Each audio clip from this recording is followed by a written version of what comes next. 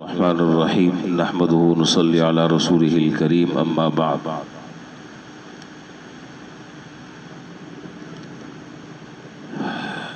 हदीस में जनाब रसूलुल्लाह सल्लल्लाहु अलैहि वसल्लम ने इरशाद फरमाया, चार चीज़ें ऐसी हैं कि जिस शख्स को ये चारों चीज़ें मिल जाएं तो उसको दीन और दुनिया की भलाई मिल जाए। ये भलाई का लफ्ज़ बड़ा जामे लफ्ज़ है। इसमें दुनिया की तमाम खैरें, भलाइयाँ, आफियतें, सलामती, इज़्ज़तें, राहतें और आखिरत की ये सारी चीज़ें, ये सब शामिल है। तो जामे लफ्ज़ है भलाई। और यूं भी कह सकते हैं कि भलाई का माना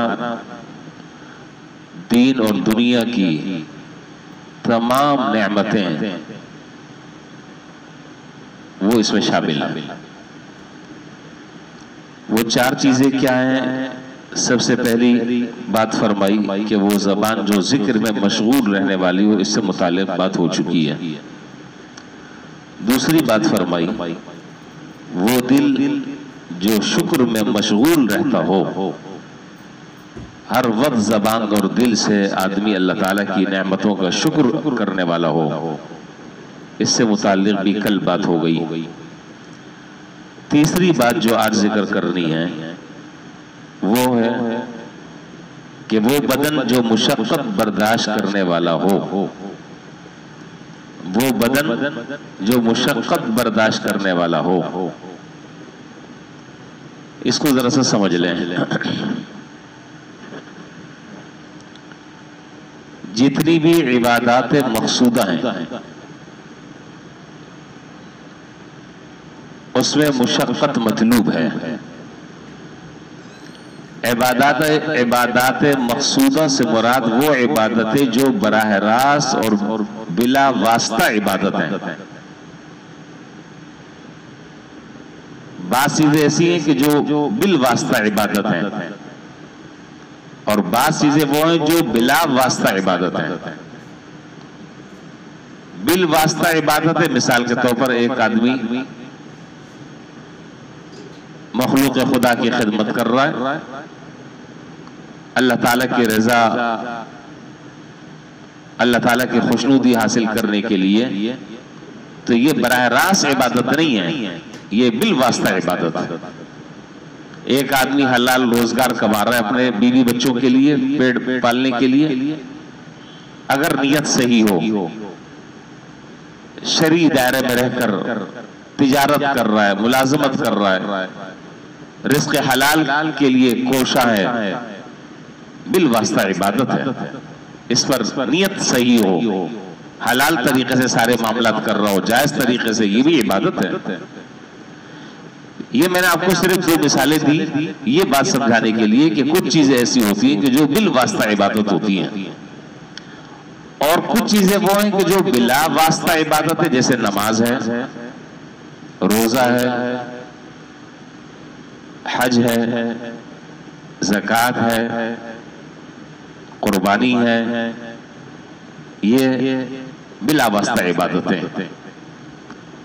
तो ये बिला वास्ता जो इबादतें हैं, उन इबादतों में मुशक्क़त बर्दाश्त करना, तकलीफ बर्दाश्त करना, अपने आप को उस मुशक्क़त में लगा कर रखना, ये मकसूद है। मिसाल के तौर पर आपने रिवायात में सुना भी होगा और पढ़ा भी होगा और आपके इल्म में भी होगा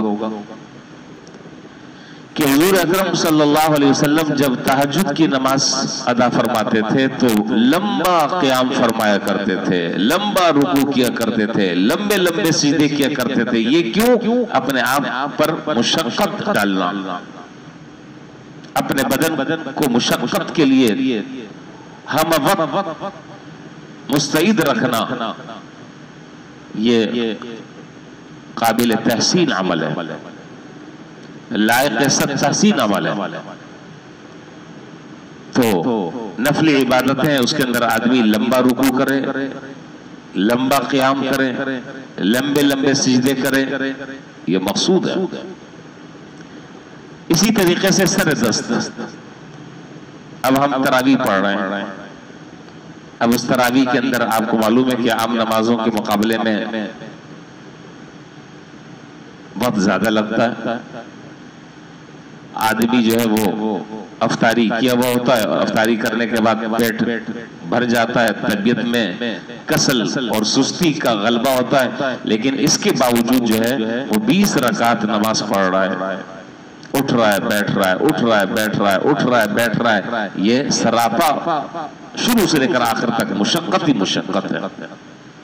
लेकिन फिर इस मुशक्कत के बाद अजर भी उस मुशक्कत के बकदर अल्लाह ताला अता फरमाते हैं, और ये ज़ाब्ता है, इन्नल उजूरा बिक़द्रिल मुशक्का, अजर और सवाब जो है मुशक्कत के बकदर अल्लाह ताला अता फरमाते हैं। हर अमल में, जिस अमल में जितनी ज्यादा तकलीफ आदमी उठा रहा है, जितनी ज्यादा मुशक्कत उठा रहा है, अल्लाह ताला की तरफ से उतना ही उसको अजर भी मिल रहा है। और अगर आदमी ये बात सोचकर अगर उस काम को कर ले तो फिर इंशाअल्लाह उस मुशक्कत मालूम ना हो, इसलिए कि उस मुशक्कत के बाद फिर आसानियां हैं। इसी तरह हदीस शरीफ में मिशकात में रिवायत है, जनाब रसूलुल्लाह सल्लल्लाहु अलैहि वसल्लम ने इरशाद फरमाया, इस्बागुल वुज़ू अलल मकारिह व इंतज़ारु सलात बाद सलाह, के नागवारी के बावजूद, जैसा समझ ले इस हदीस को, नागवारी के बावजूद कामिल वजू करना, यह मुशक्कत है, इस पर अजर और सवाब है। मसलन सख्त सर्दी का जमाना है, गीजर नहीं है, अब आदमी का दिल ये चाह रहा है कि बस हाथ पे पानी लिया और पानी लेने के बाद जो है बस जल्दी से एक दफा जो है वो हाथ पे डाल लिया या हाथ गीला कर कर अच्छे तरीके से फेर लिया। एक सूरत तो ये है, और एक सूरत ये है कि वो सर्दी में ठिठर रहा है, सर्दी लग रही है, कांप रहा है, लेकिन उसके बावजूद सुन्नत के मुताबिक वजू कर रहा है, उसमें डंडी नहीं मार रहा, उस तकलीफ में अपने आप को डाल रहा है, उस मुशक्कत में अपने आप को डाल रहा है, लेकिन उसमें कोई कंप्रोमाइज नहीं कर रहा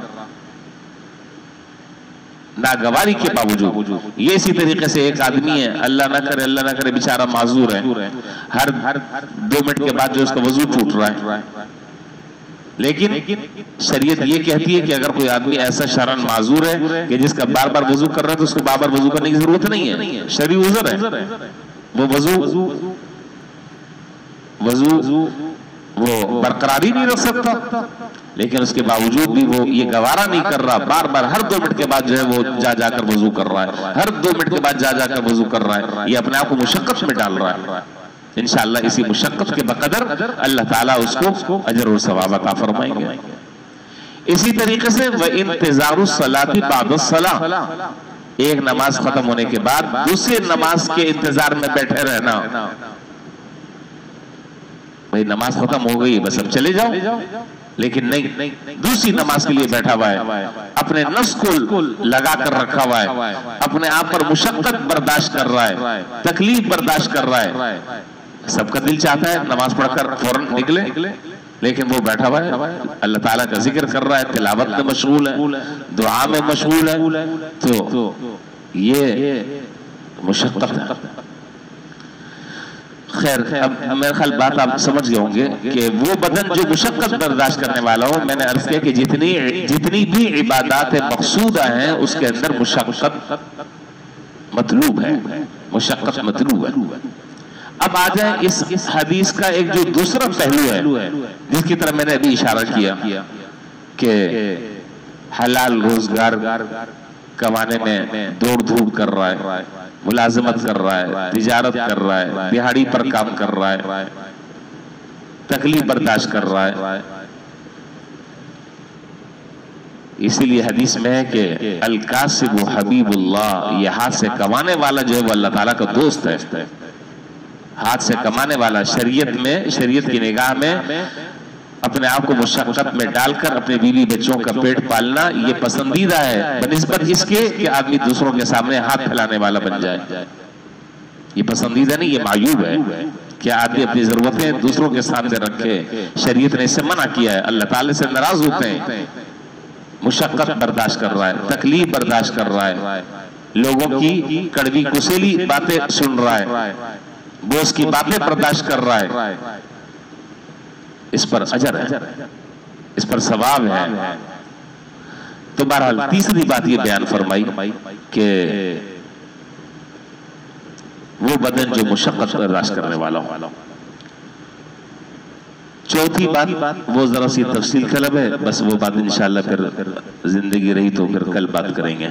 चौथी चीज आखिरी रह गई है, उसका बयान कल होगा इंशाअल्लाह। व आखिर दावाना अल्हम्दुलिल्लाहि रब्बिल आलमीन।